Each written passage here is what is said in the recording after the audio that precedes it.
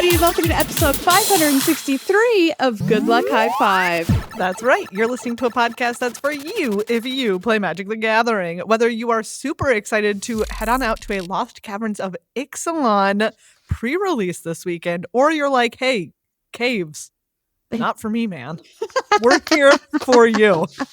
I'm one of your hosts, Maria. I'm another one of your hosts, Meghan, who has, in fact, made it known in the past that caves, not my thing. Yeah, I can't remember the last time I was in a cave, honestly, but I would go back. Well, would right. Cave again, you know? Yeah. On today's episode, we have our treasured, our most favorite Judge Rob episode coming at ya. Yes, we're so excited today. This chair will soon be filled with none other than the bearded face of Judge Rob to give us all of the lowdown on the tricky new cards, interactions, and mechanics from Lost Caverns of Ixalan, so you can be ready for your pre-release this weekend. Because guess what? The first time to play with the cards is not on Arena, so you're going to have to know how they all interact with each other, how all this stuff works, because the computer is not going to be helping you out. Maria, I want to make you a bet right now. Let's go. In my screen that I'm seeing, yeah, I'm going to be able to see more beard than face on Judge Rob.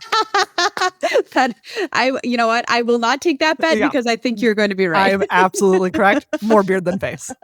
More beard than face. Rob is going to be here in the studio with me, which is very exciting. But Meghan is still on an away mission in Rhode Island performing Shakespeare. So we're going to be watching Meghan on my laptop here, and she's got a great view of right up our noses currently. Yes, exactly. Or in Judge Rob's case, full beard. It's beard. The beard cam. Beard cam.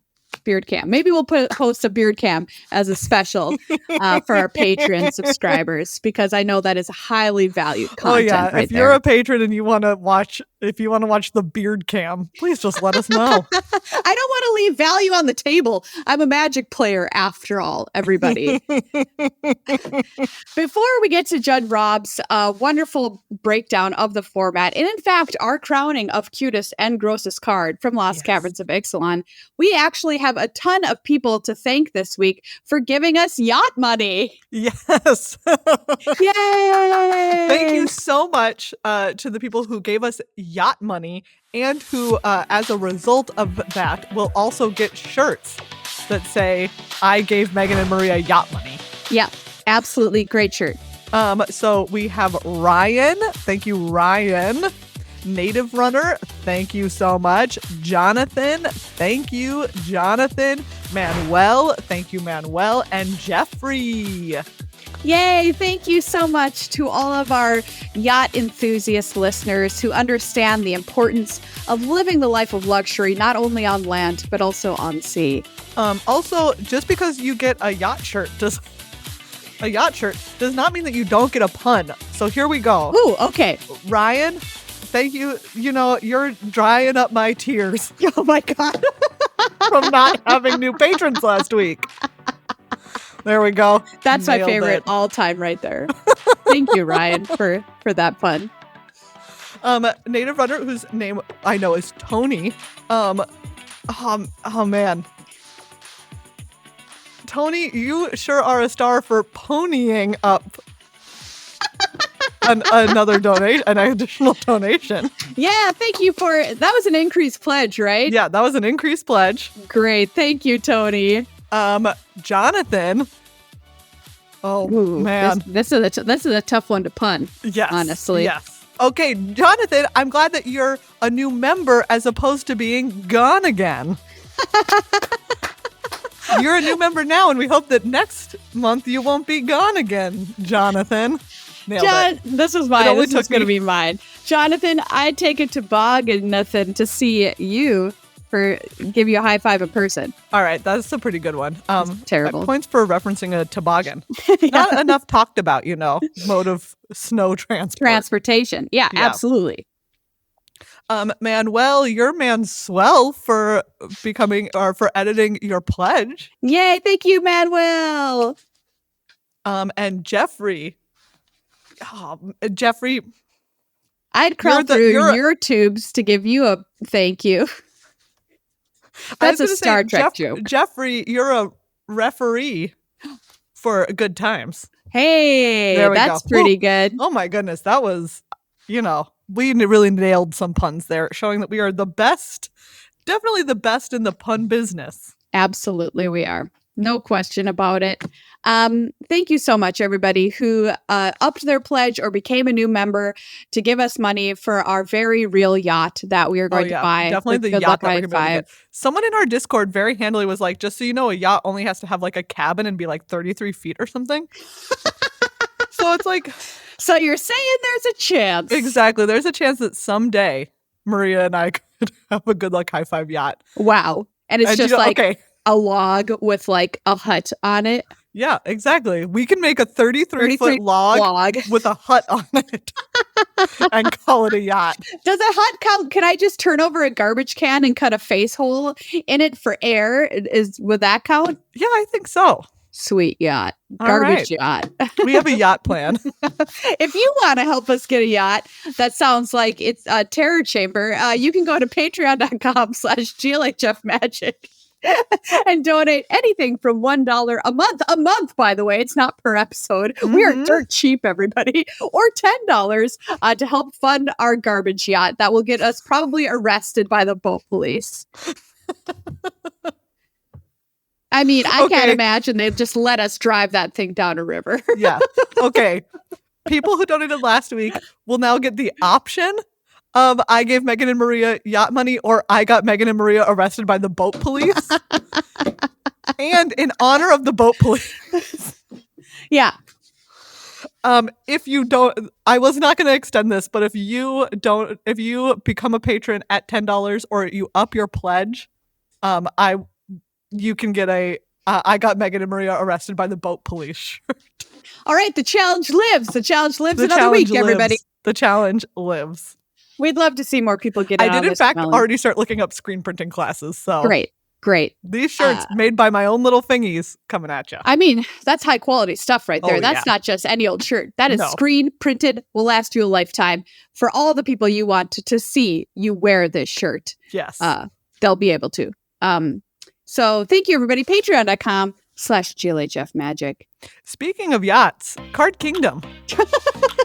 They're like, they are to card shipping as yachts are to boats. As yachts are to the shipping business. Yeah, like they are the yacht of customer service. That's so true. And the yacht of local game stores, honestly. Yes. Because Card Kingdom, the yacht of customer service. They're just so good. They're just so good. Their stores are beautiful. If you've ever been to a Card Kingdom store, they've got 3 locations now. Speaking of yachts, their Portland location actually flooded the other night, which is super sad. And they posted about it on social media. So we want to send our thoughts out to them. And if you want to help support them, get them, back and open and serving customers again, head on over to their website and get some gear. If you're planning on doing some holiday shopping, they're a great place to get that done. Buy your friends some singles that are upgrades for their commander decks. You can get the Doctor Who commander decks right now. You can pre-order Lost Caverns of Ixalan. It's just a great place to get everything that you basically need to do the thing you love most in life, play our magical game. It's great. Hey, everybody, it's time to welcome Judge Rob to the show to give us all the details on Lost Caverns of Ixalan and the pre-release this weekend. How you doing, Rob? I'm doing pretty well. It's been a busy couple of months. Had a great time at CubeCon. That was, again, the best event of the year. Just really, really good. Wow. Got to head judge it. We had 46 simultaneous cubes drafting at once on Friday. Holy cow, that's a lot of cubes. It was a lot of cubes. We only had 49 available. So we were coming up, people were like, should those 3 be out? I'm like, no, they're my buffer. Well, you had buffer cubes? We had buffer cubes. We also had a couple bonus cubes. We technically could have had up to 440 drafters at once if everybody that registered and all of the special guests and all the judges that were off shift drafted. So we only had like 88% utilization or something. What a judge type stat we just received from Rob. That's a beautiful thing. Very judge. Yeah. So judge, very stat. Rob, you're getting us ready to sling some spells this weekend. Ixalan style. But before you do, let's kick it off with your patented Judge Rob PSA. PSA. Trademark. This is actually something that relates a little bit to CubeCon. There are different kinds of fun. Especially in a Magic contest, there'll be like competitive fun and like cooperative fun, where you're collaborating to make that fun with the other person. When you're playing cooperatively, like playing Commander, and sometimes you're playing Cube, you collaborate to do something cool too. And you're getting a bunch of people together to do a fun thing, but you're also competing. Neither of these are zero sum.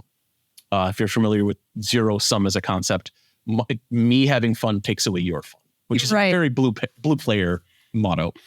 But in a Magic sense, usually that's not the case. Usually both players get to have some amount of fun back and forth. There's swinginess in games, and just let other people have fun too. That's not quite the whole PSA. It realize that like you don't have to take away other people's fun. You don't have to yell at them, be spiteful at them, expect that they be perfect. A lot of the thing that came out of CubeCon was we had a lot of people that would just try to make the best, cleanest, funnest Magic happen. And sometimes we would get them on our side. We'd be like, look, this is round 3 of your cube, your draft took a long time, all of your rounds have taken a long time. We have 2 more flights to go today. You guys, if you continue to play through time, we're not going to tell you can't, but just know that you're delaying the next flight of 46 cubes. Every minute that you play is all those people not getting a chance to cube. And then they would just be like, you're right. And then they would figure out a way to end their match reasonably, whether it be a draw or one person conceding because the other person had a better deck or whatever. We had one cube that volunteered to play 30-minute rounds, which the MTR does not support. But they did it anyways, and they got it done in time. Great. Which is very fun. But the people would make decisions that were enabling other people to have more fun as well. So sometimes do that, because sometimes you can do these trade-offs and you'll still have fun and they'll still have fun, and it's not zero sum. I feel like the more fun we collectively put into the universe, the more that there is. You know what I'm saying? The more blueberries we put in the pie, the more blueberries that exist.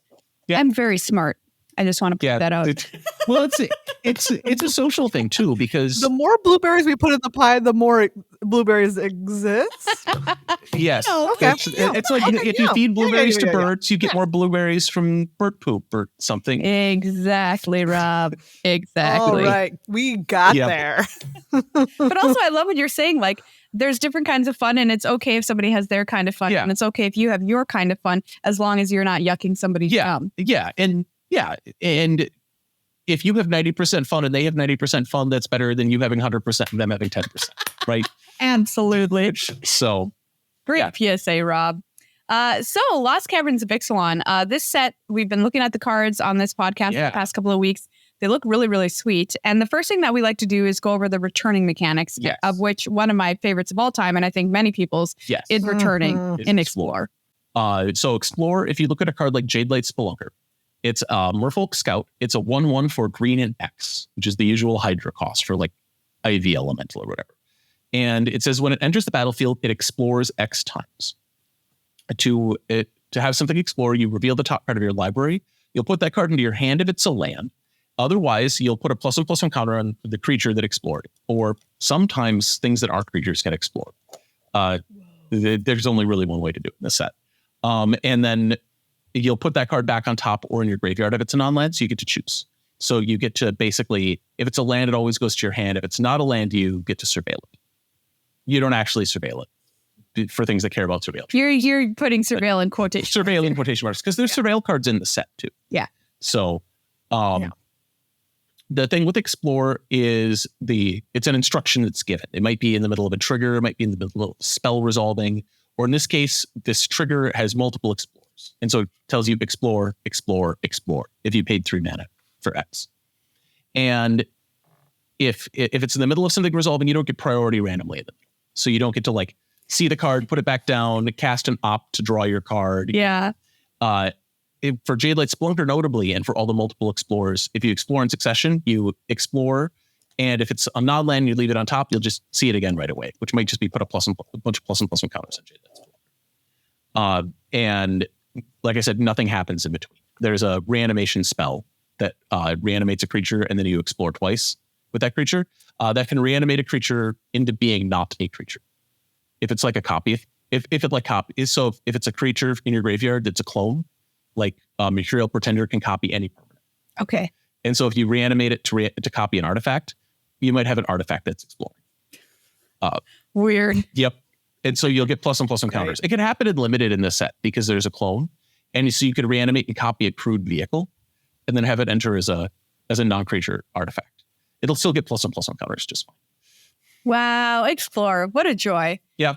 Happy to see you returning. Yep. It's very fun. There's a bunch of other one-offs. I decided not to dig through them because they're like rebound appears on one card kind of stuff. And they all have the reminder text on them. And it starts to bog down after a while. Like they brought this mechanic back for one random card. Sure. And it's fine. Just read the cards and read the mechanics because they're a lot. Because they're going to have reminder text. Yeah, they're going to have reminder text, and it's a lot just like reading the cards generally. The rebound's actually like on the back random card too, so you have to read a whole paragraph to get there, to even get rebound. So excellent. So let's move into new mechanics. Yeah. Starting with craft. Yeah. Let's look at like the Enigma Jewel. The Enigma Jewel is a single blue for a legendary artifact. The Enigma Jewel enters the battlefield tapped. You can tap it to add 2 colorless, and you can spend that mana only to activate abilities. And then it has this ability, craft with 4 or more non-lands with activated abilities, blue and 8. Which has a reminder text, blue 8, exile this artifact, exile the 4 or more from among other permanents you control and or cards in your graveyard, which is a giant word maze. Yeah. You have to pick. So in this case, you're picking 4 things that meet the criteria, which are non-land things with activated abilities, and they have to be somewhere between the battlefield and graveyard. I feel like I'm somewhere between the battlefield and graveyard when I wake up in the morning. You know what I mean? Yep. Aren't we all, man? We're all just living there. It's so for this, you could pick like, say you have 4 cycling cards in your graveyard, you could pick just 4 cycling cards to craft. And when you do that, they get exiled and this gets exiled. And then this will return from exile transform under its owner's control. And you can do this only as a sorcery, so only on your main phase with an empty stack, the normal deal. The thing with crafting is you exile this and the other cards as a cost. So nobody can like eat cards in your graveyard to stop you from crafting, or nobody can destroy your creatures to stop you from crafting. That's very important. Yeah, it's really relevant. Crafting stuff can also refer to the crafted cards. So on the other side of this, it's Locus of Enlightenment. It's a legendary artifact, and it says Locus of Enlightenment has each activated ability of the exiled cards used to craft it. You may activate each of those abilities only once each turn. Whenever you activate an ability that isn't a mana ability, copy it. You may choose new targets for the copy. Which is just wild. I was just sitting here thinking about, like, what if it was just cycling cards? That's useless. Anything. Yeah, I'll return on the ability to, like, when you cycle another card from your hand, you get to draw 2 cards because you get to cycle twice.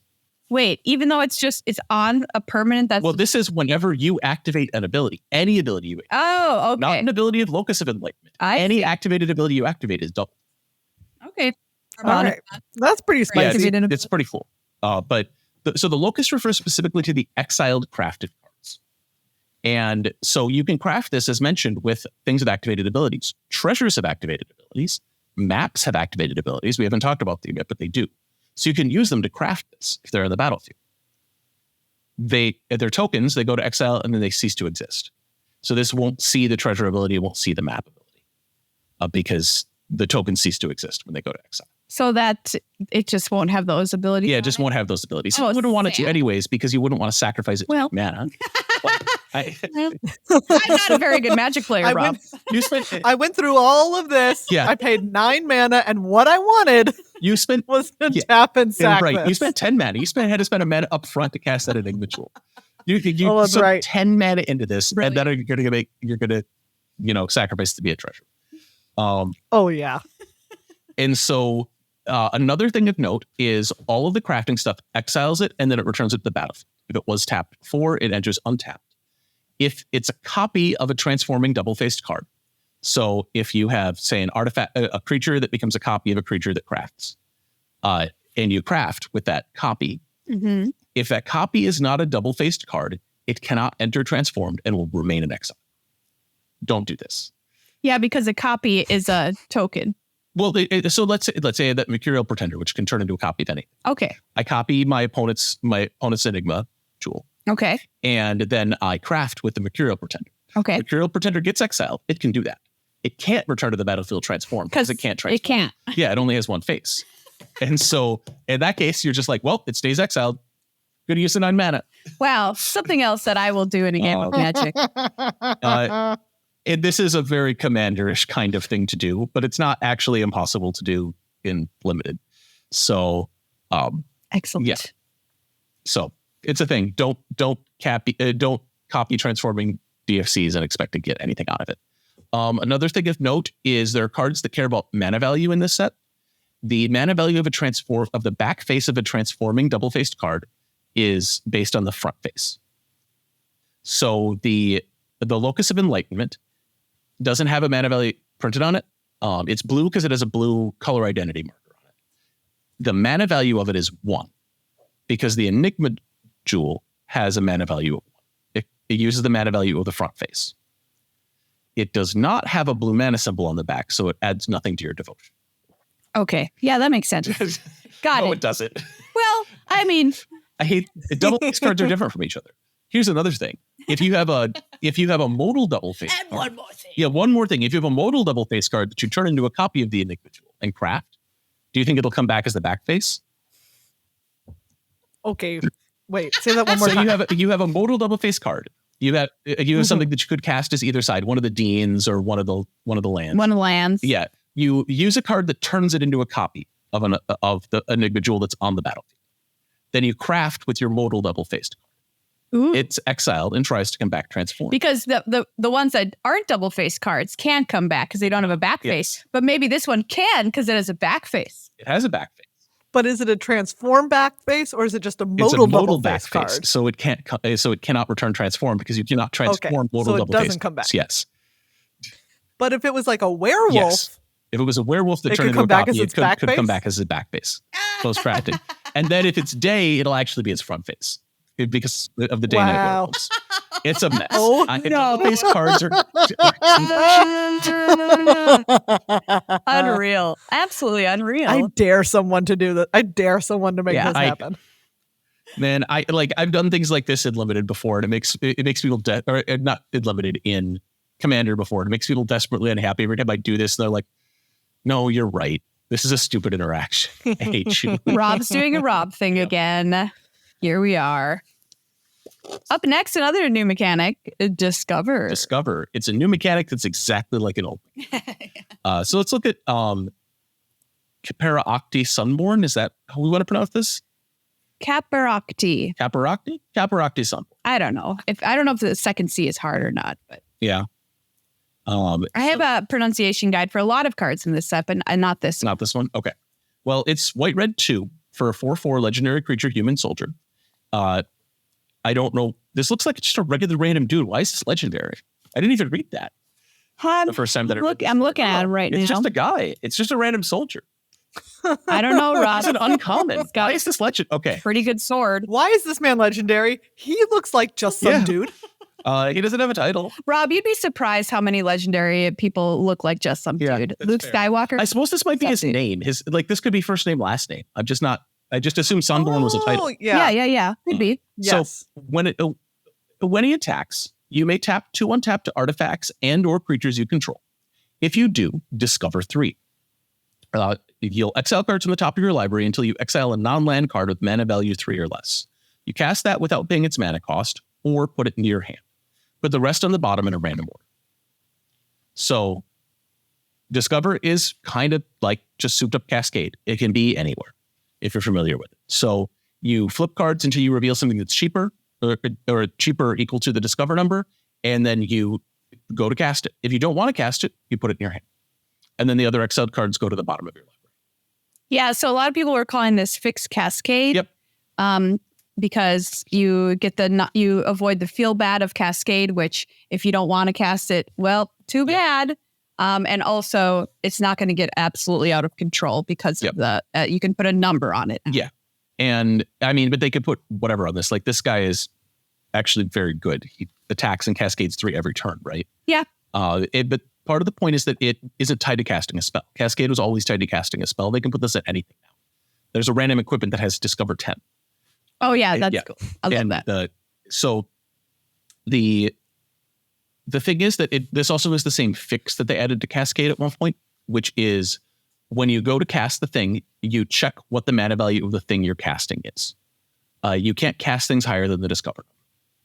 So if you, the thing that people did with Cascade was they cascaded into Valky, and they would then try to cast Tibble, the 7 mana level 3 backside. And you could do that in Standard right now with, oh no, it's the opposite actually. Prototype starts high and then casts low. Yes. So you could cast the prototypes, the low side of a prototype if you wanted to. I don't know why you would want to, but like if you... Hey, I want a 3/3. As opposed to an 8/8? Yeah. Do you know what? A 3/3 just sounds really nice. I'm a humble man. Yeah. I don't think I need an 8/8. Yeah. But so you check the thing that you're actually casting to see whether or not the mana value is underneath the Discover. And so you can't cast higher things than the Discover number, no matter what. Okay. But like I said, it can be on anything. This can be in triggers. This can be, well, it's going to be on a triggered ability, but it could also be on an activated ability, like on the equipment that gives it to your creatures. And so you can do it. Some things trigger when they enter the battlefield, they discover, which is also better than Cascade, because then when you zombify your 7/6 dinosaur, you get to also bring along a 5, Right. which is some good. So yeah, we have a way more flexible way to use it. Yeah, so it's way more flexible. They can put this on a lot of other stuff, and they can do the same thing as they did with Cascade. They can say when you cast the spell, discover the lower number, and it's just the same. Right. So yeah, Great. Up next, we have map tokens. map tokens. Sentinel of the Nameless City here is green and 2 for a creature Merfolk Warrior Scout. It's a 3/4. It has vigilance, and whenever Sentinel of the Nameless City enters the battlefield or attacks, create a map token. This is very good. So map tokens are artifacts with 1 tap, sacrifice this. Target creature you control explores. Activate only as a sorcery. So this lets you explore a lot. Like there's a ton of things that make map tokens. They're a new type of named token similar to treasure or clues. They're just another random game object that things create. Exploring is very good. As a note that because this when you sacrifice it to target the creature that explores, if the creature gets killed in response to that activation, you won't explore. If a creature has an ETB explore and gets killed in response to the explore trigger, that didn't target, so that'll still happen. But this won't. It's just a little bit different. Yeah, I think that's very important because that is very likely to come up this weekend. Yeah, because especially if you're trying to deal damage, the thing with explore, like I said, you don't get priority in the middle of it. So you don't know how big that creature is going to be. So if say that you have a Braid, which deals 3 damage, and your opponent has a 3 toughness creature and they target it with a map token, you might have to kill it. Right. Because you don't know. You can't. Don't know. You can't stop the Explorer once the Explorer starts. Exactly. Once the Explorer starts. And so they might be killing in response to Explorer triggers pretty frequently with damage spells, especially. Just like any good expedition. Once you start, you're going to stop. You can't stop until you get killed on an island in the South Pacific. Yeah, I was going to say you fall down a hole or you find some gold. Yeah. That's how the saying goes. Yeah. Once you start exploring, you can't stop. Yep. Until you're stranded in the South. Unless you just on a high hill above the plane and there lies a grave. What are you quoting right now? Oh, it's from the opening to The Moon is a Harsh Mistress. It has the gravestone of Captain Cook. See, the famous explorer. Very nice. Yeah. Very nice. So it that I don't remember the full poem. The hunter home from the hill is the final line of it. Rob, come back and be on the show once you've memorized once I remember the gravestone of Captain Cook exactly. Yes, sure. That I'm asking you for completely out of the blue. I shouldn't have brought it up if I wasn't willing to quote it. That's my bad. Okay, up next, we've got a 3-for-1. Yeah, I'm angry at this, but it is what it is. So Descend, and Fathomless Descent are all in this set. Yes. I'm baffled by this choice. These are all conjugations of Descend, and they are ability words. So let's look at 3 different cards here. Enterprising Scallywag is red and 1 for a 2/2 Goblin Pirate, At the beginning of your end step, if you descended this turn, create a treasure token. Cody Scavenger, who I think should probably be your cutest card, but you're probably going to disagree, is yes. Megan's on Team Cody Scavenger too. Oh gosh. Is green and 2 for a 3/2 with descend 4. When Cody Scavenger enters the battlefield, if there are 4 or more permanent cards in your graveyard, return target permanent card from your graveyard to your hand. And then Squirming Emergence here, which might be Grossest card, is And also, I would argue, fairly cute. yeah. No, Let me tell you, we'll talk about. there's a lot of Grossest cards. There's a lot of gross Look at cards this guy. in this I set. love him. So green, black 1 for a sorcery with Fathomless Descent. Return to the battlefield, target non-land permanent card in your graveyard with mana value less than or equal to the number of permanent cards in your graveyard. Rob is seething right now. I don't know why they did this. Well, I at first thought this was interesting because they chose a word which could be modified based on. Conjugated 3 ways, yeah. Correct. And I was like, oh, well, that's smart because now we can be past, present, future, whatever we want to use this word for. And it's one word. But it's really not one word. It's 3 words. Yeah, and it's different things. 3 words. Why isn't Fathomless Descent X? Oh, It could just be Descent. That's what I was going to say. It could just be descent for all of these, right? No. Well, so descend. So It should have has descended is fine. But it's weird that it's different from what it is. So having descended, you descended if a permanent card is put in your graveyard from anywhere this turn. I would like to posit that we change it for Spelunk. Sure, it's a great word. Ooh, So Spelunk Spelunks. Yep. has Spelunked and Spelunk X. Sure. Well, so anytime that you see descend proper on its own, it's a number. It's descend a number. And so it's just if you have that many permanent cards in your graveyard, and those are all an ability word, everything's spelled out on the card. So you could technically ignore that if you wanted to. Same with Fathomless Descent. I'm annoyed because I can't search for these.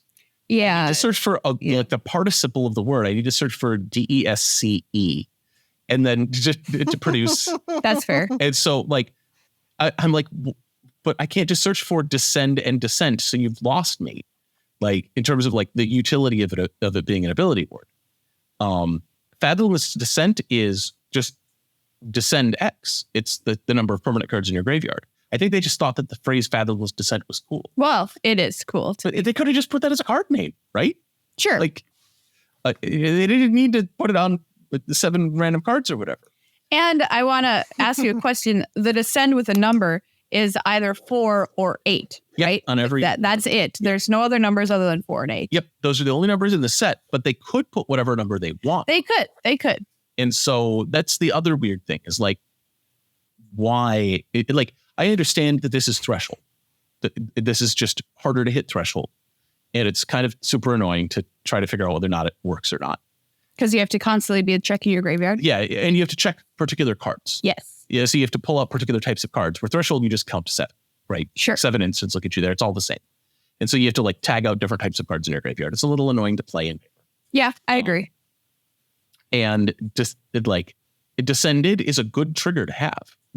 I think Enterprising Scallywag is super cool actually, because you can attack with. So the thing that I want to talk about descended is it descended checks if it happened. It doesn't care whether or not it was around when it happened. So if I attack you with a 1/1, you block and kill my 1/1, and I cast Enterprising Scallywag, at my end step, it knows that I descended this turn. I had a permanent go to my a permanent card, because that's the other half of descend. Descended cares about permanent cards going to your graveyard. Treasures are usually not cards. Tokens are cards, and so they don't trigger your descent. Right. It's just weird. So map token won't trigger a descent. Yeah. Map tokens won't trigger your descent, neither will treasures, and both of those things are reasonably prevalent in the set. Absolutely. I mean, yeah, I agree with you. That is a little confusing. It's a little weird. They're making it so that Enterprise Scallywag won't trigger itself, because that would be actually crazy powerful, but it's really annoying. Well, it's good to know that descend doesn't care when it saw it happen, as long as it happened this turn. It doesn't have to have been on the battlefield, kind of like if you attacked the creature this turn. Yes. That knows. The game knows. That the game knows before you cast a spell that cares about it. Yep. And the other thing with descend, like I said, it cares about permanent cards from anywhere, actually. So Self-milling, which is reasonably prevalent, is a thing. Exploring just mills you and puts permanent cards in your graveyard. Sure. And so Explorer is going to turn on Descend a fairly reasonable amount of the time. If you need Descend, that's a surprisingly good way to do it. It isn't obvious. It took me a little while to figure out that, this is actually like a cool interaction that you could explore to Descend. But it's all like, I really like Descend. I think Descended is a choice. Well, call me wizards if you want to change it to the Spelunk. I understand that's a very, it's a crunchy word. It's a little awkward. Yeah. But I do think it is a funny word. So yeah.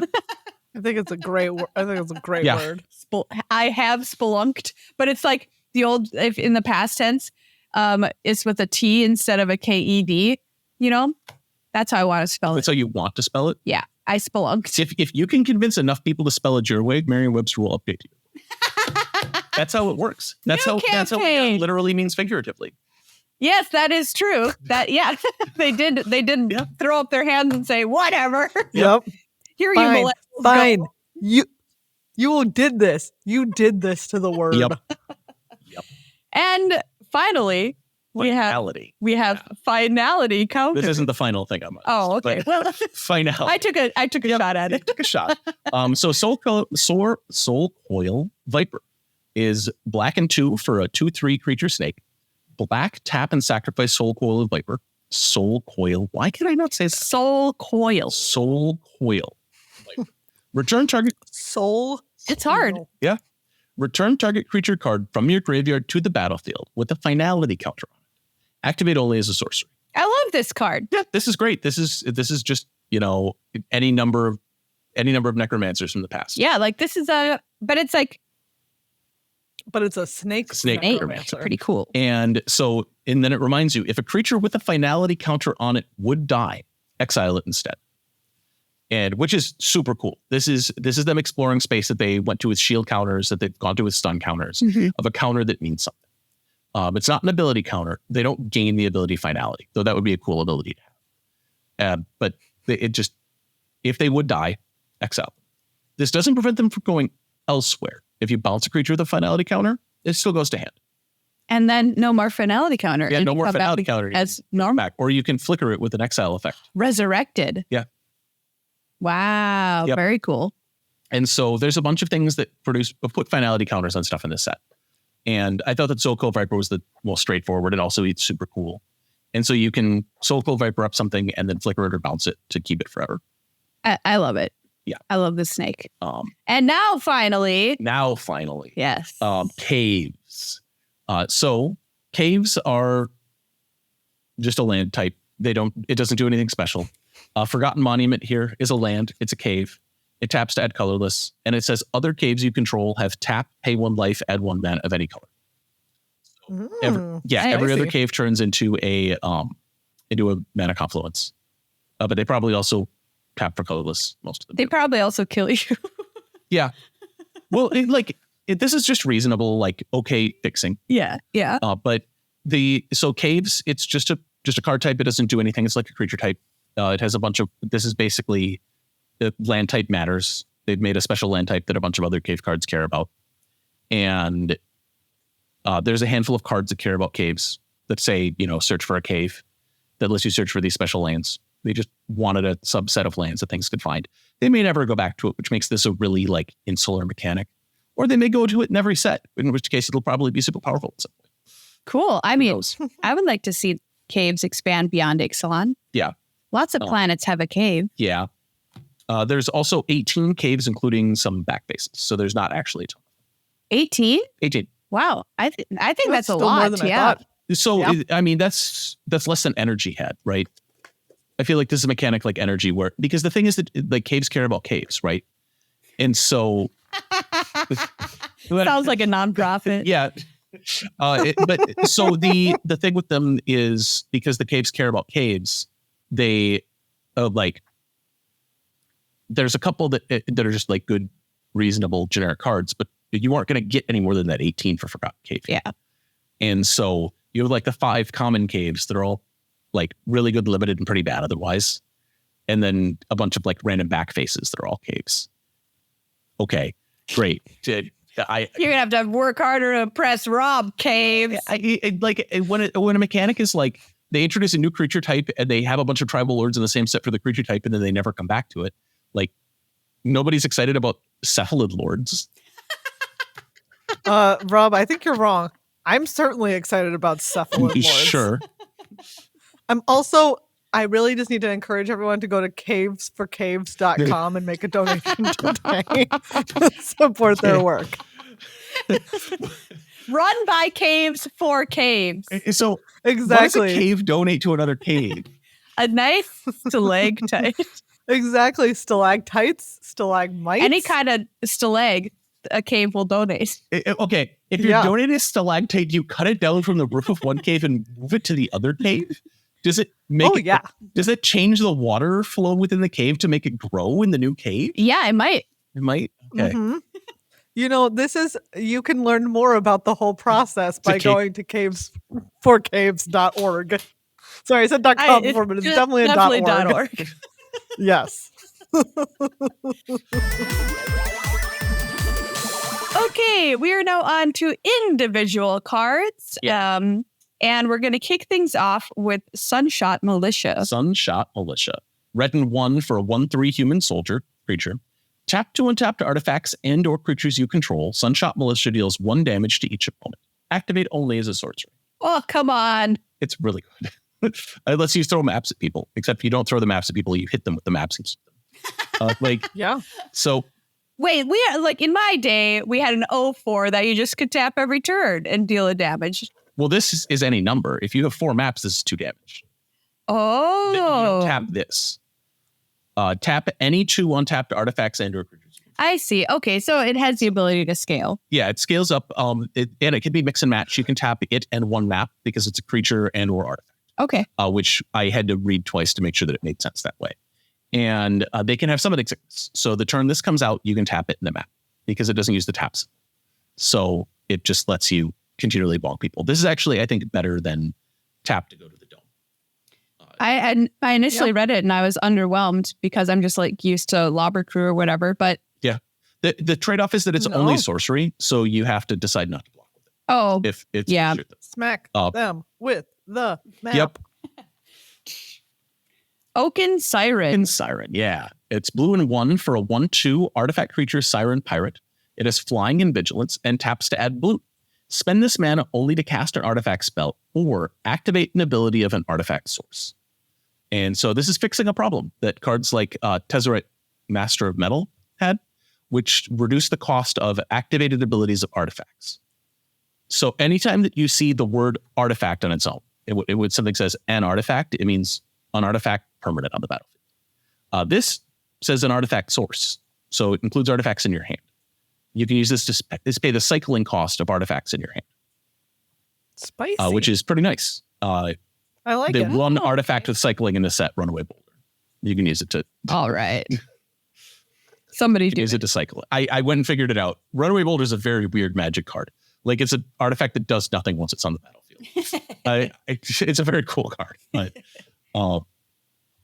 Itali's Cape. If it get downhill, it's just a rock. Once it's there, it's just a rock. Yeah, not a boulder anymore. Yeah, you flicker it to hit somebody again. So you roll it back up. One medium-sized boulder the size of a medium-sized boulder. Yep. Best tweet from the traffic department of all. Is that what it was? It was a small boulder the size of a small boulder or something? Yeah, it was like a large boulder. I think it was a medium-sized. It was a large boulder the size of a small boulder. Maybe that was it. Yeah. Because they were trying to say the size of a small car, and then they had a brain fart, and they just said it was a boulder the size of a boulder. Those were the good old days. Yep. No one tells you when you're in them. Okay. Yep. A boulder. Hold on. You found the original. Large boulder the size of a small boulder is completely blocking eastbound lane Highway 145. So good. Whoa. Itali's Favor is next. Yeah, red and 2 for an enchantment aura. Enchant creature you control. When Itali's Favor enters the battlefield, discover 3. And enchanted creature gets +1/+1 and has trample. So we mentioned discover, it's exile card to the top until you hit a 3, not a 2. You aren't cascading down. But this does it on entering the battlefield, not on casting. So it's a better cascade, but worse, because if they kill the creature in response, this won't enter the battlefield. It'll fail to resolve because it's a spell of the turn. Right. And then you won't get to discard. But if you do, it's quite good. that's a good card. Yeah, you can get like 3/2s and stuff. I think there's a 4/3 for 3 in this set. Now I'm starting to get worried about milling myself. Yeah. Did you know that this set has a lot of self-mill? You'll die. Did you know that games of Magic have more than one win con? Yep. Did you know you'll die? If you go to draw a card in your library and there are no cards there, you will die. Yep. There's actually like they mentioned with Explore, if you explore and don't reveal a card, you don't get a result. It's like this can usually happen when you have no cards in your library. And I'm like, Yikes. It doesn't come up that much. Be aware. This next card is one of my favorite arts for sure in this Yes. set. It's also And a great name. it's a great name. Great art, terrifying art.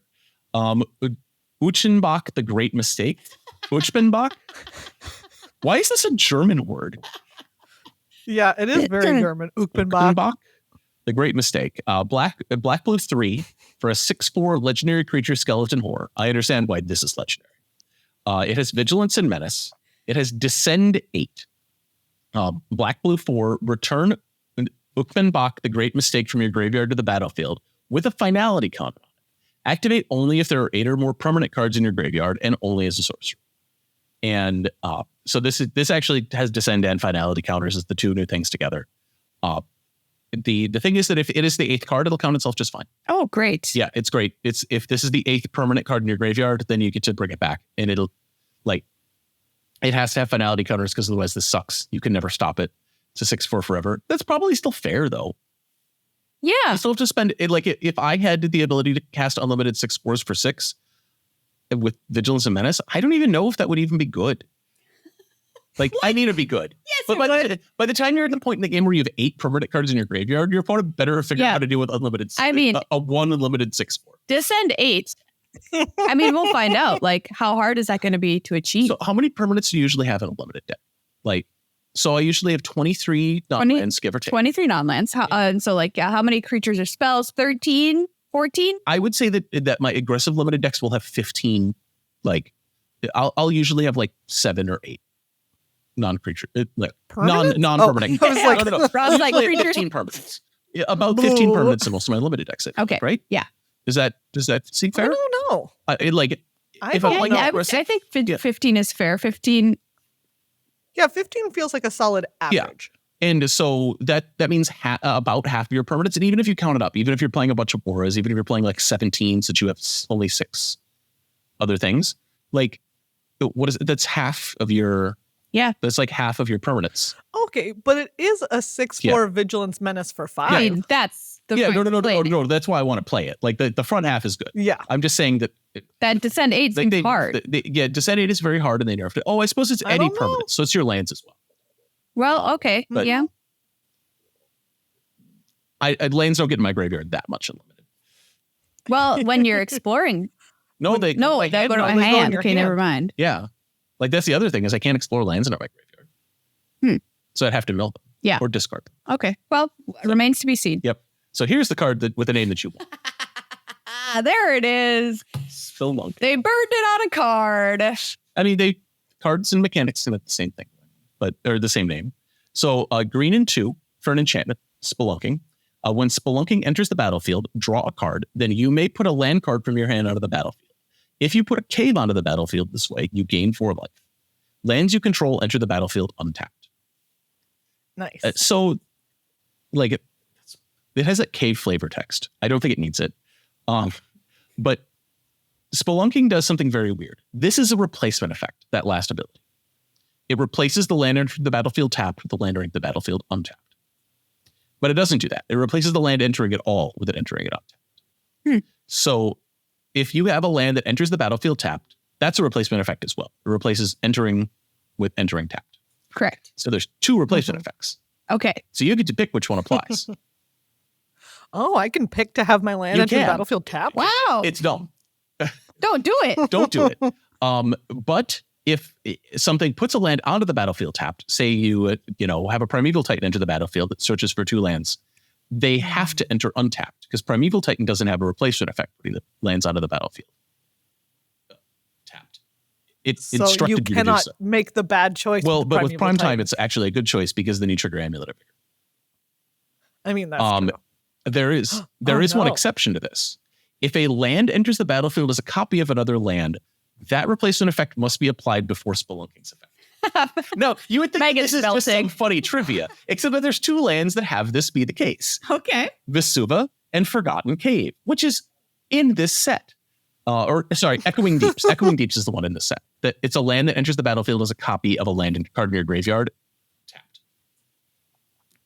So Vesuva and Echoing Deeps must apply the replacement effect first, which means they must enter untapped because Spelunking's replacement effect applies after them, which means that they won't trigger Amulet of Vigor. Wow. And This is this was a rabbit hole. I spent like an hour on this. When somebody asked this question, they were like, for the Primeval Titan Discord, and I was like, oh no. Well, at least it's doing the right thing, unless you're playing Amulet. Right. They wanted to know, can I make bad choices to make Amulet better? I was like, sometimes. Wow, interesting. Yeah. So, yep. amazing. My suggestion, I hope Arena does it. I hope Arena doesn't follow the rules. I hope Arena just doesn't. shortcuts it Like, too for it's you. just like, look, you never want lands to enter the battlefield tapped. What's wrong with you? Yeah. But Well, sometimes Arena does, like, you have to go into that menu if you want to, like, assign your damage, because otherwise it'll just automatically assign it for you. Yeah. So maybe it'll be something like that. yeah, I hope Arena splunks the way that you want. But I can't count on it. So if Arena asks you, do you want this to enter, like, which one of these effects to apply first? Apply that enters the battlefield tapped first, and then Spelunking afterwards. Got it. Magic Online will ask you, because Magic Online doesn't hold your hand. Magic know, Online it's will so will let you cause yourself problems. We've been on so many dates. Yeah. Handhold yet. One of these days. Kutzil Malamet Exemplar. White, green, 1 for a legendary creature, Cat Warrior. Kutzil's a 3/3. It says your opponents can't cast spells during your turn. And Thank God. Yep. We're playing Pokemon now. Whatever 1 or more creatures you control, each Rob just burns me. It's just like that. Pokemon doesn't have instants. It only has sorceries. I didn't actually know that. Okay. So whenever 1 or more creatures you control, each with power greater than its base power, deals combat damage to a player, draw a card. This is something I'd like to affectionately call a word maze. We have another one later.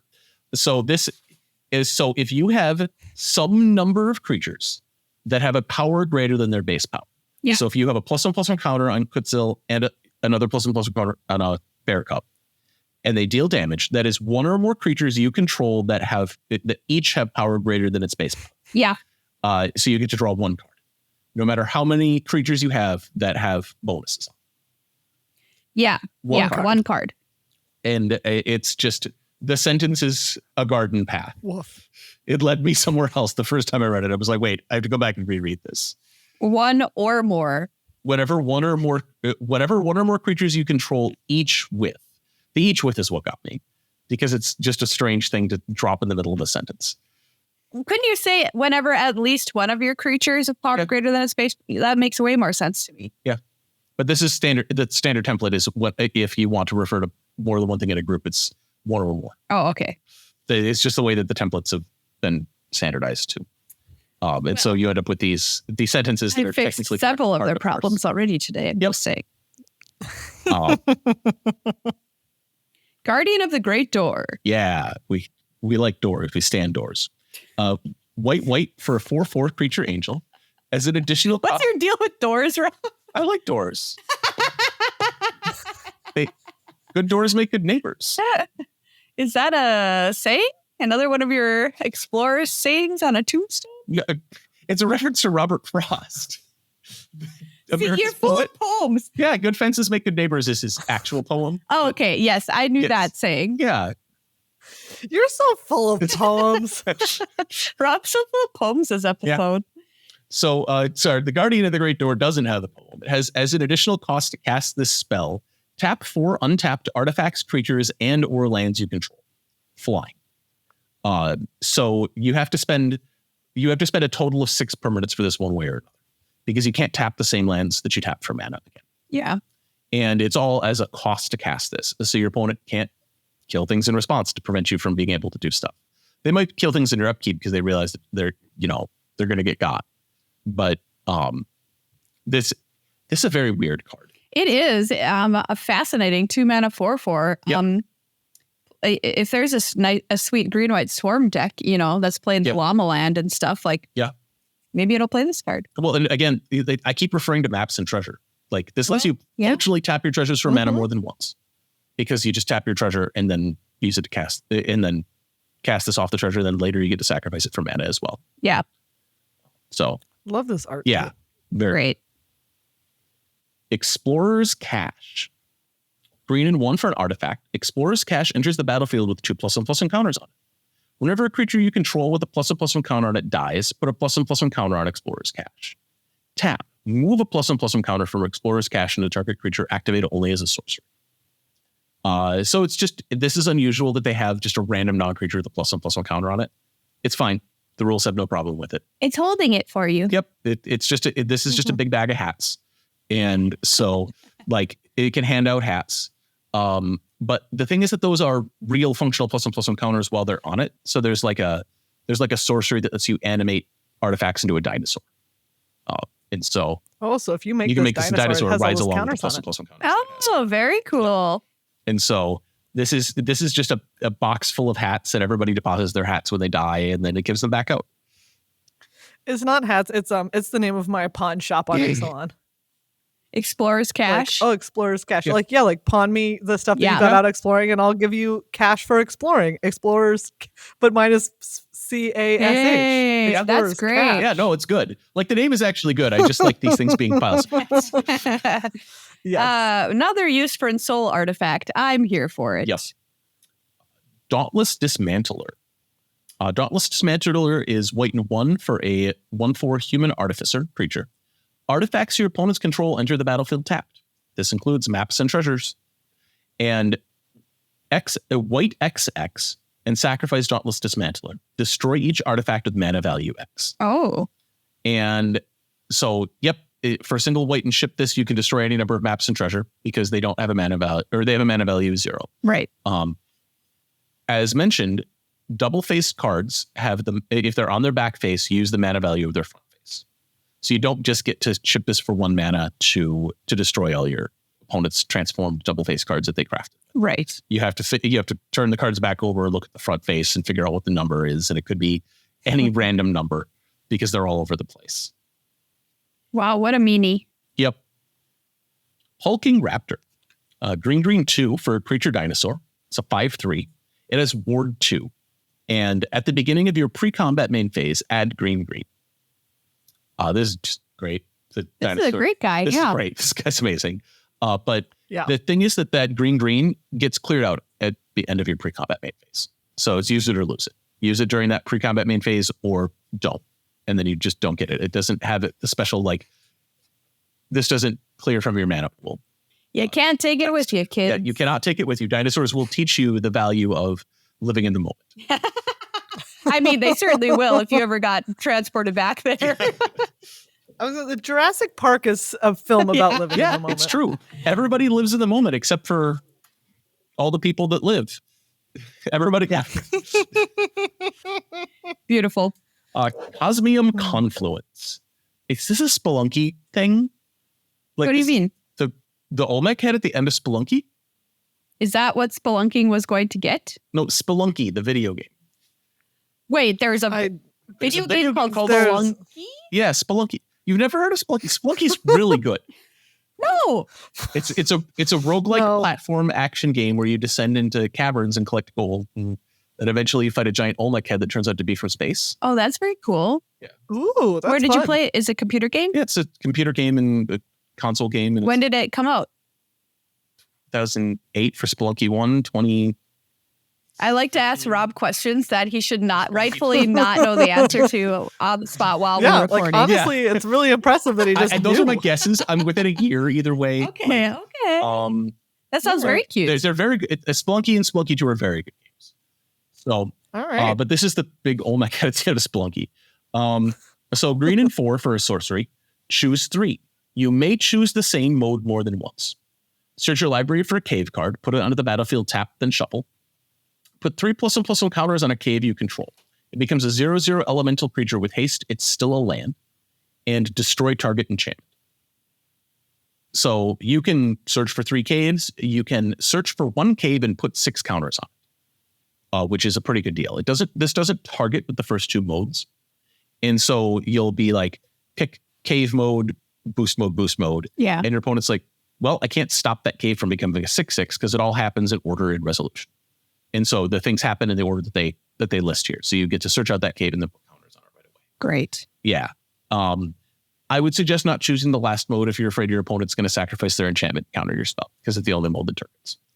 It's just a very random thing to put on this. But sometimes you just need to spend 5 mana to destroy 3 enchantments. Wilds of Eldraine made this kind of necessary. Yes. Corpses of the Lost. What a great This card is name. such a good card name and such a good piece of art. Izzy really knocked this out.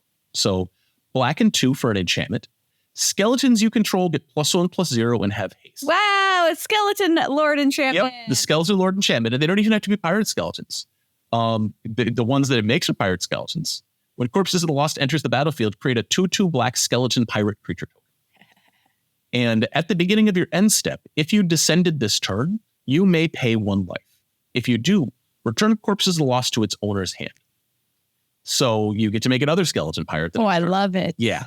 The big trick with Corpses of the Lost is the skeletons that it makes don't trigger descent. So you make a skeleton, you get in there with it, they trade with it, and you didn't descend because It didn't go to the graveyard. No, it wasn't a card. It did go to the graveyard, but the token isn't a card.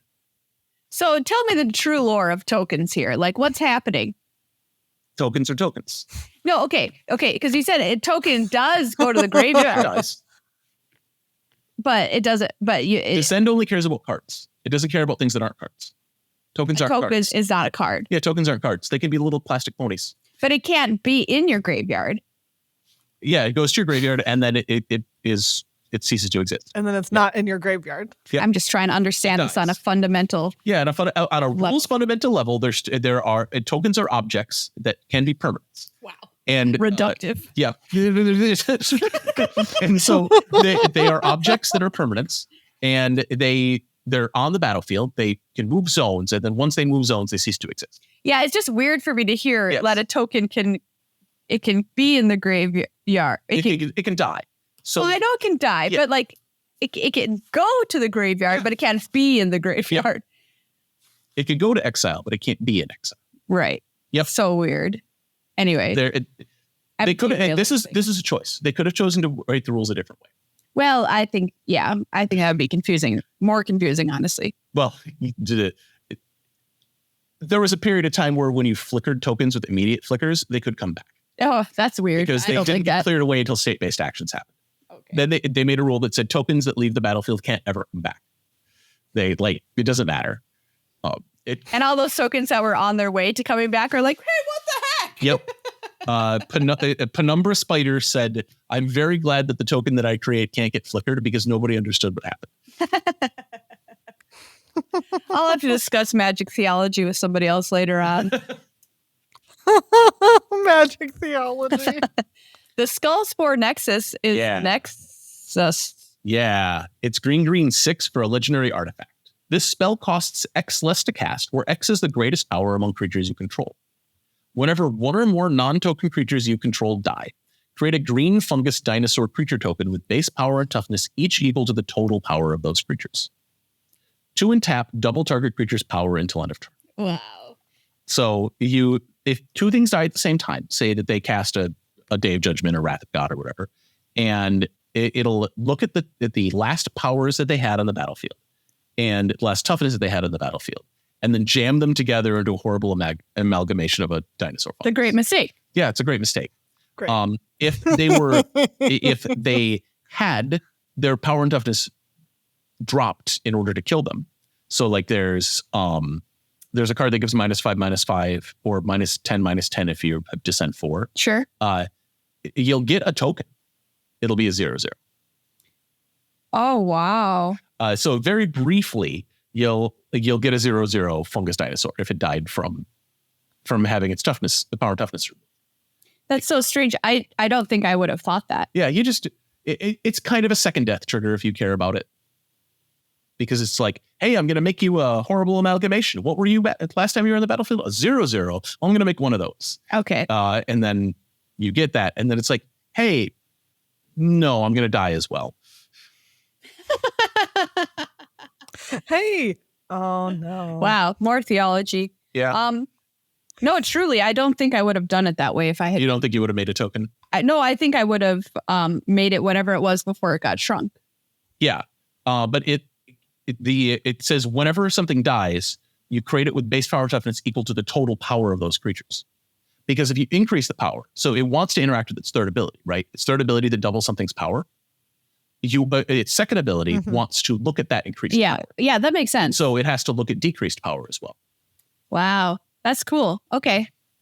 You can't see an increase in power without also seeing the decrease in true. power. Man. So true.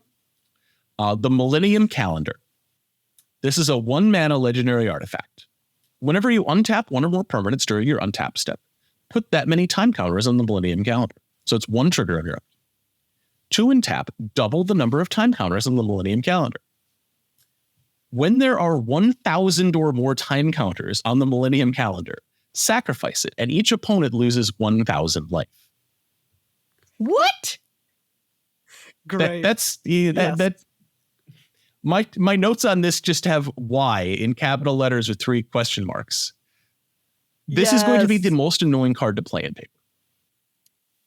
How many are out there? 572. Yeah, you have to use 3d10s to track digits. Right? Wow. I wonder. Wow. Okay.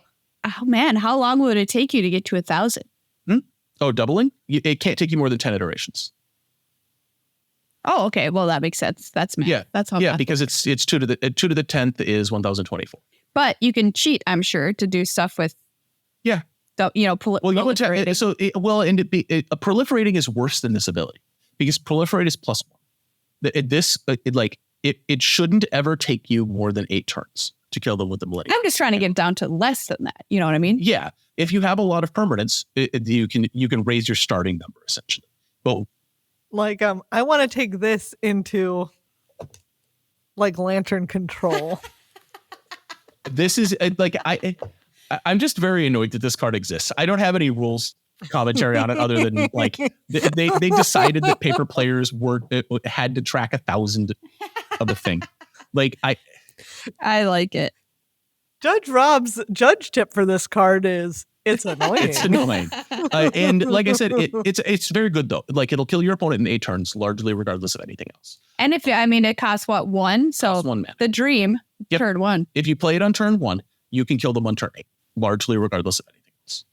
Because you'll get to start a little bit ahead just by untapping some other permanents. Yeah. Once you get up to on the order of 256 or 512 counters on this, untapping. See, that's the thing is I have to say that, right? Because those are the powers of 2. You are not wrong. This is a nightmare to track if it's Right. all like weird. But yeah. And it isn't just like you start with 1 counter and then strictly double every turn. No, it's different. It's random based on the number of permanents you untap. And so like once you get around 256, your untapping permanents stop producing relevant values because you probably don't have any permanents that untap. But you still have to track them. Oh God. I know I'm gonna open this now. I just know it. It's a cool, wonderful card. It should not be in the limited format. This should be in the Commander decks first of all. Yeah, it's totally Because it's designed for Commander. And second of all, it shouldn't be in the Commander decks because I don't want to see this in paper play. So I just have idiots. You know, Rob, sometimes you gotta let people have their kind of fun. You know what I mean? Yeah, it's fair. There are people that this is designed to like specifically for. I think it's funny like that it Helix says, Pinnacle. 1,000 sounds so big. How will they ever do it? Yeah, you know, it's but like, like, the no, maximum. it's Yeah, gonna the max happen. number is 10 activations. it's like that riddle where it's like, would you rather get, $50 a day every day of the month, or would you rather I give you a penny and then I double it every day or whatever? And the answer is that one. The answer is that I'll take the $50 because the other number crashes the world economy. Oh, that's so nice of you to be so considerate about. money isn't worth anything. I pick Crash in the Yeah, World Economy. every time. Fair. Slam that. I press that button. Fair. Here's another word maze. Sovereign Okenic Ahu. Is that correct? So I have trouble with this because the last word is AHAU, and in Welsh that diphthong is O, but it is not in this pronunciation. I want to say it's ow. Ow? Yeah. Okay. But I could be wrong. I don't have it in front of me. Okay. Anyway, it's a real mind F for me. I've taken a semester of Ojibwe. Like every combination of two random vowels, it's totally bizarre to me. So the sovereign here is white, green 2 for a legendary creature cat noble. It's a 3/4 with ward 2. And whenever the sovereign attacks, for each creature you control with power greater than that creature's base power, put a number of +1/+1 counters on that creature equal to the difference. Okay, hold on. Here we go. It's a little Agrella the Magpie-ish, huh? Whenever it attacks, for each creature you control. Okay, I got with there. power greater than that creature's base power. I just love that Maria's getting slower. No, it gets worse. But a number +1/+1 equals the difference.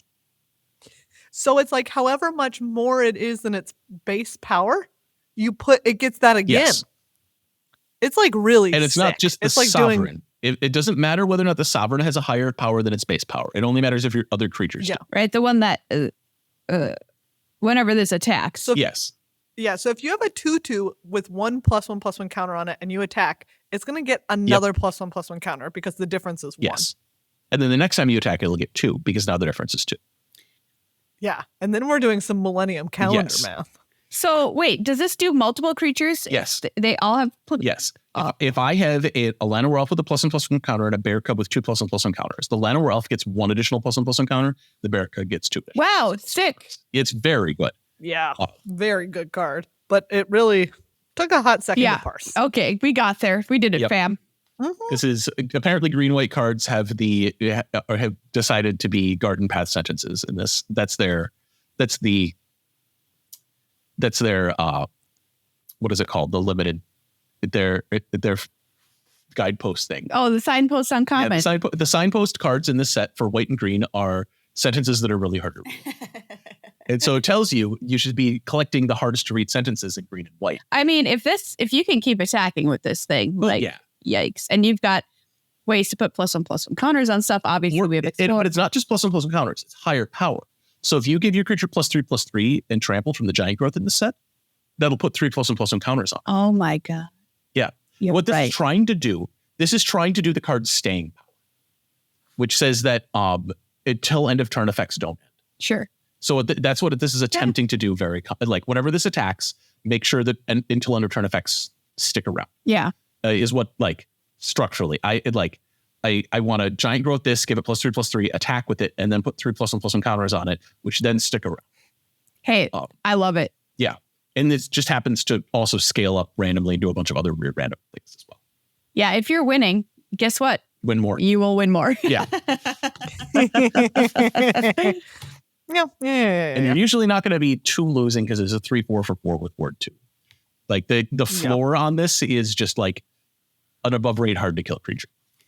Or an on rate hard to kill creature. I guess we're in the future now when you get 5/5s for 4. Yeah. So Well, thank you, Rob. That was very informative. Yeah. Overall, how do you feel about the set? It has too many words. It's got a lot of words. I got a lot of words. Do you know, question, if this has the most words of any set, or are we not there yet? I would have to go look. I didn't. Yeah, I don't know if anybody's checked that it. out. Okay, so So the thing is that the double face cards in the set don't have more words than the teens do, so it's probably not that bad. And there's a lot of cards in the set that just have like 2 or 3 real words on them. They've got a pile of reminder text. It depends on how you count that. Sure. Right? Because if a card just has like, when this enters the battlefield, explore 2, discover 3, or whatever. Yeah. That's a pretty short sentence, but it's a lot of stuff happening. Right. So there's a lot of like French vanilla-ish creatures that are like, there's a 1/1 ETB explore for single green. I wish that that sets worked so so complicated. I wish they took their complicated stuff and did what they did with the Doctor Who set. I just opened those decks. Mhm. Those have every word that's ever printed, and that's correct going to Doctor Who. Oh yeah, for sure. I don't mind it. Every word ever And printed. sometimes twice. Like there's cards that say like if you control 13 doctors, and I'm like, that's a good line of text. Yeah. It doesn't mean anything, but it's a good line of text. I control 13 doctors. I run a hospital. 12 out of 13 doctors agree. What are you doing here? This is how I moonlight. Do you have time to do this? No, absolutely not. People are dying. Yeah, I just wish sets were a little less crazy, arcane, complicated. I guess we're in the We're in the timeline where they've made the decision, Yeah. I think, to be more complicated. and we're also in year 30, right? They're producing how many cards a year? 6,000. What, a billion? And so 6,000 is it's like 2,000 new cards a year. Or Yeah, something. yeah. And so you run out of simple things to do. I'm fine with just having 3/3s for 3 with no abilities with 2 relevant creatures. I miss 3/3s for 3 with no abilities. That's what you say now. But if they brought a core set back, I guarantee we'd be like, we would be bored. I love core We'd sets. be bored. We'd be upset I have about it. 2 different core set uncut sheets on my wall. Like you can say this, but like Origins is one of my favorite sets of all time. Oranges but was special. Oranges is an exception. It was really Yeah. great. But what I just want is like, why isn't there just like the last time we were in Ixalan, they had like a 4/2 dinosaur for 3 and a 3/3 dinosaur for 3.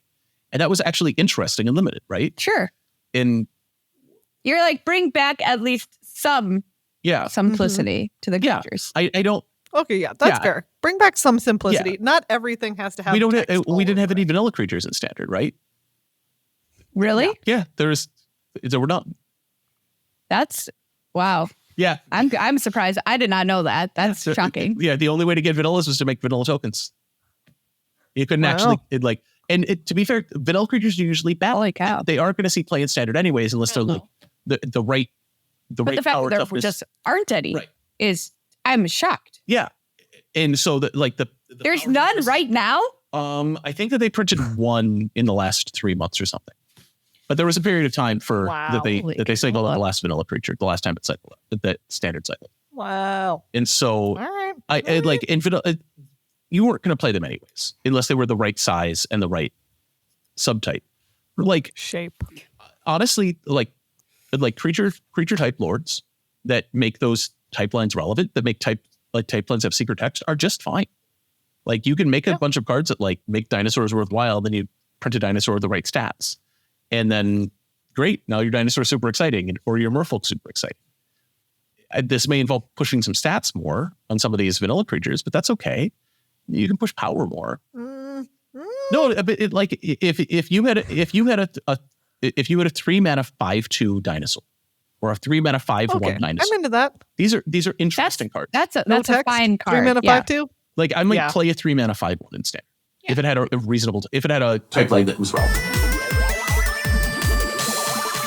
I have a lot of gross cards to talk about.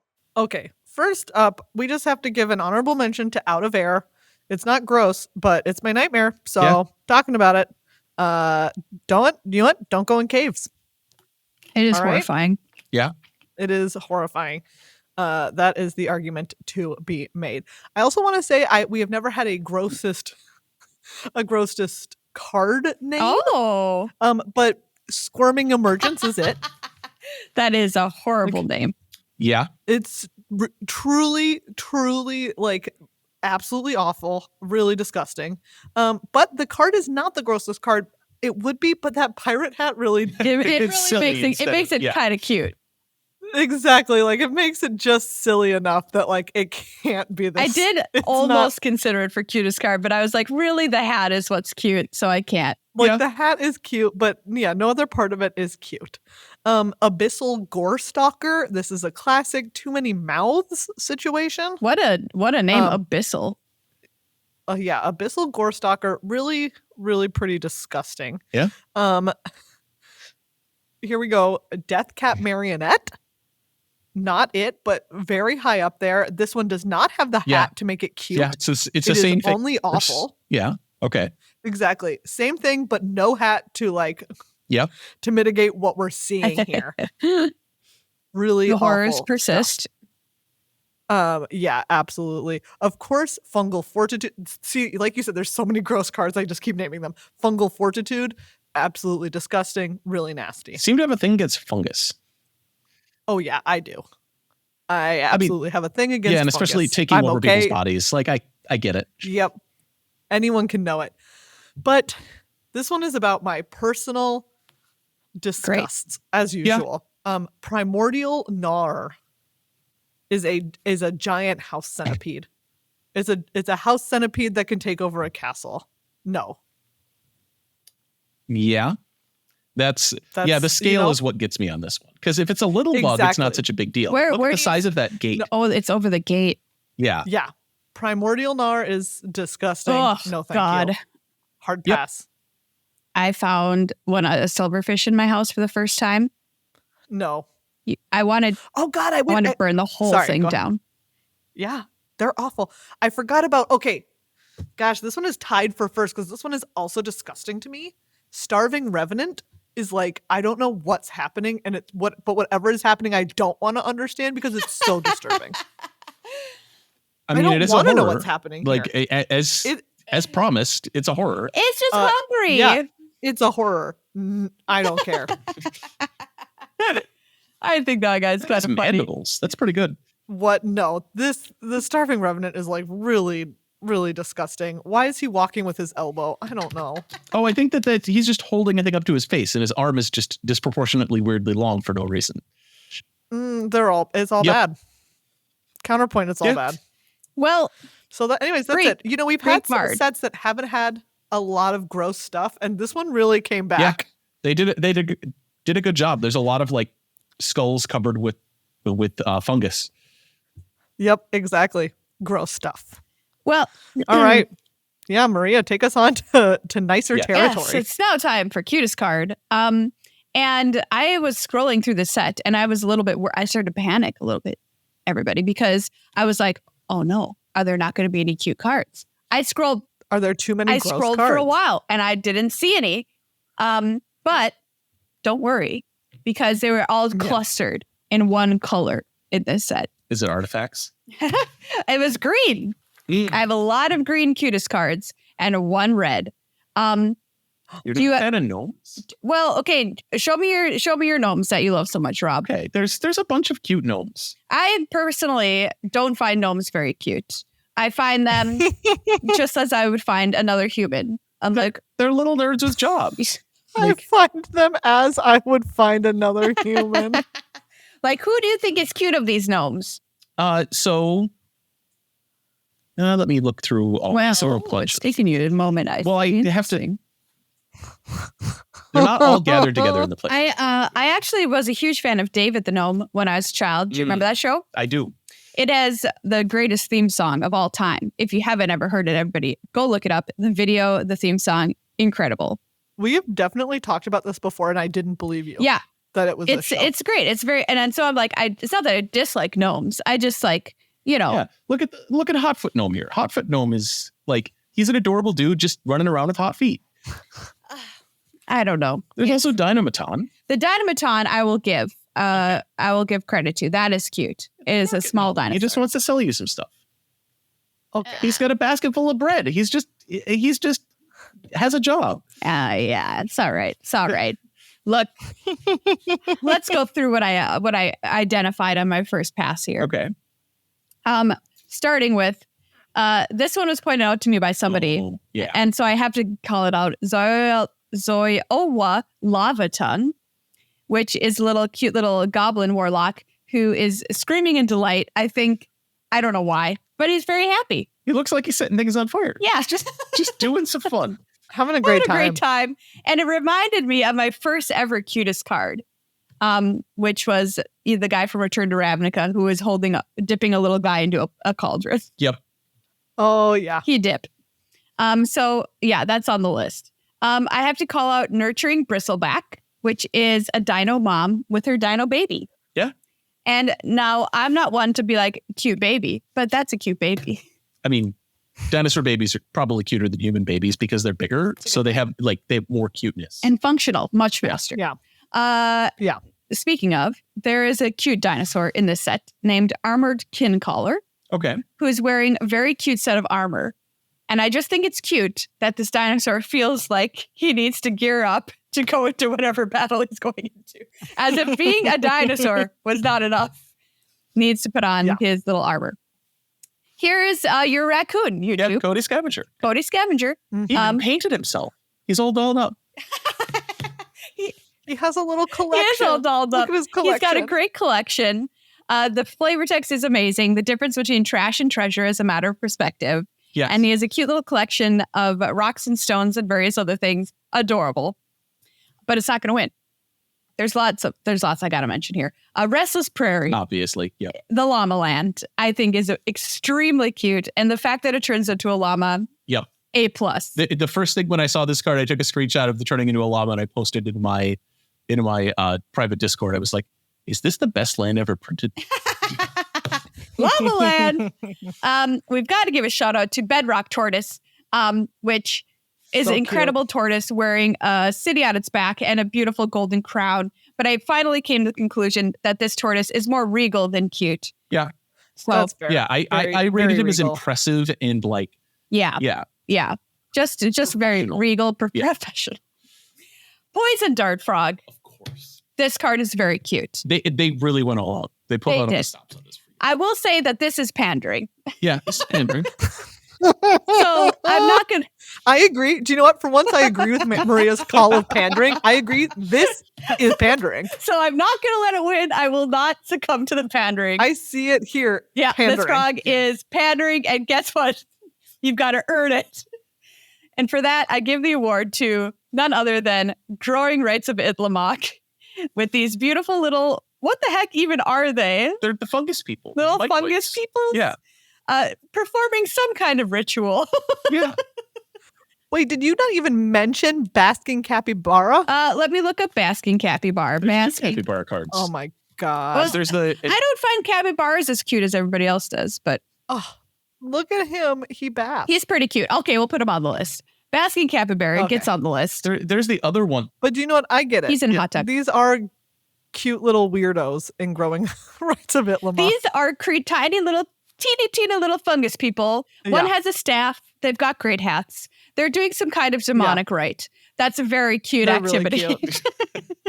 Summoning some kind of green nature Satan is a very cute activity. Congratulations, Growing Rights of Ixalan. You are the winner of cutest card, but only one side, not the other. Yeah. Oh, that's the other copy, but that's like a giant growth. That's staggering size. Yeah. Yeah, staggering size. Yeah, that's cute Yeah. too. So green, as you can see, green has a ton of Yeah. cards. It's disproportionate. Mhm. Like Very blue, cute. not holding its own here. White, what's happened to you? It had gnomes. They're too noble. Now you're too noble.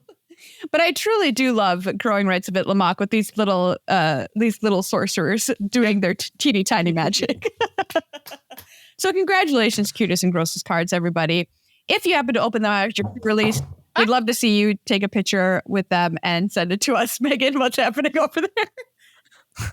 I just accidentally almost tipped over this okay. table. Well, it sounds like it's time for us to get out of here. Rob, thank you so much for being on our episode and sharing your wisdom with us, as always. Like to do it. I enjoy weird questions. Well, we'll try and make them even worse next time. You better memorize some poems before you come in. Yeah, I'll actually do some more poetry research instead of just magic card research before I come on next time. Thank you. Thank you, Rob.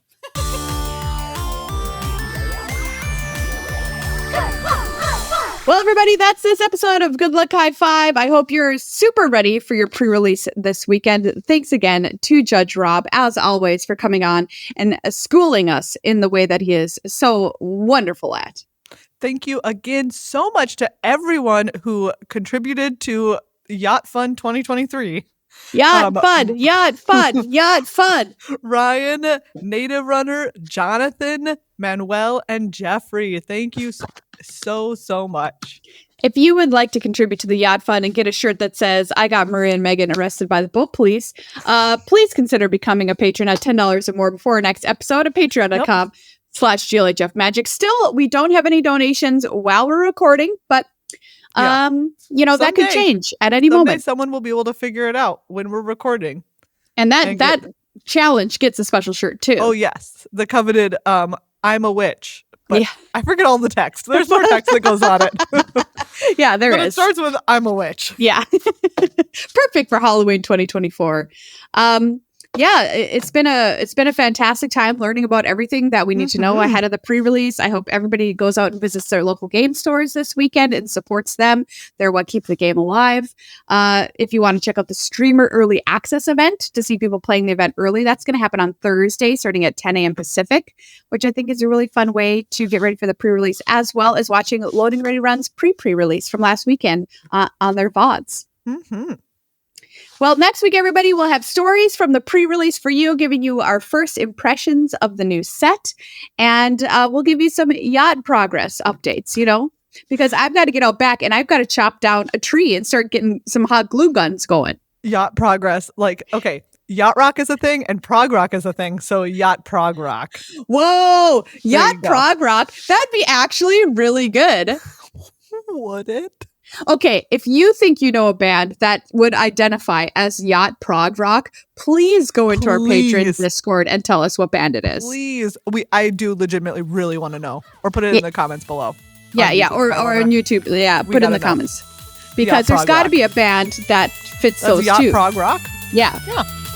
Okay. Looking forward to hearing it.